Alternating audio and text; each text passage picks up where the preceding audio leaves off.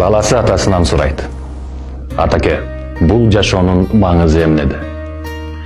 Десе атасы ага жооп бергендин ордуна колуна бир таш карап атат. Балам, сен бул ташты алгында эртең базарга барып баасын билип көр. Эгерде бирөө жарым сатып алгысы келсе, сен 2 бармагыңды гана көрсөтөсүң дейт. Бирок сатпагын дейт. Айткандай бала эртеси күнү базарга барат. Барса жанына бир аял келип, балам, бул ташың жакшы экен, баасы канча десе, бала көрсөтөт. Аял айтат, 2 сомбу дейт. Жакшы, мен алайын дейт. Бирок бала сатпай кайра үйүнө келет.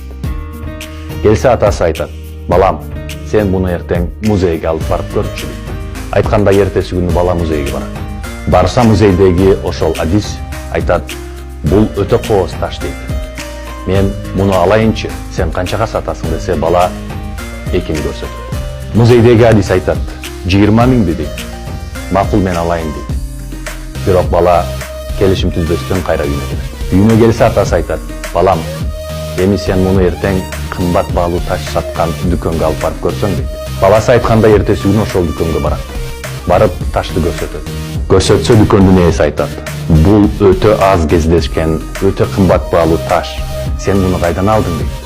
Мен сенден сатып алышым керек буну, бул таш сөзсүз менин дүкөнүмдө турушу керек, баасы канча десе, бала 2-ни көрсөтөт. Дүкөндүн ээси айтат, 200 миң сомбу дейт. Мен алайын дейт. Бирок бала унчукпай үйүнө кайра кетет. Келип атасына болгонун болгондой айтып берет. Атасы ошондо баласына кайрылат экен. Балам, көрдүңбү? Ошол эле таш 3 башка жерде 3 башка баага айтылды. Сенин жашооңдун маңызы, сенин жашооңдун баасы, сенин жашооңдун баркы да ошондой болот. Сенин айланаңдагы адамдар канчалык сенин ичиңдеги ошол алмазды, ошол ташты көрө алса, ошого жараша сага баа берилет дейт. Эгерде сен өзүңдүн айланаңда начар адамдарды топтоп алган болсоң, албетте алардын жанында сен дагы ошол начар абалга түшөсүң.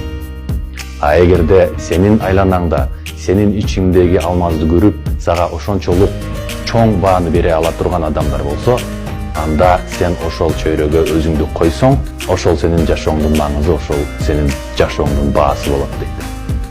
Ошондуктан биз өзүбүздүн жашообуздагы айлана чөйрөнүбүздөгү адамдарды жакшы тандап, жакшы чөйрөдө жүргөнү аракет кылсак, биз өзүбүздү жашоодо ошол жакшы жерлерге койгон аракет кылсак, мына биздин жашообузду баркы ошондой деп айтылат экен.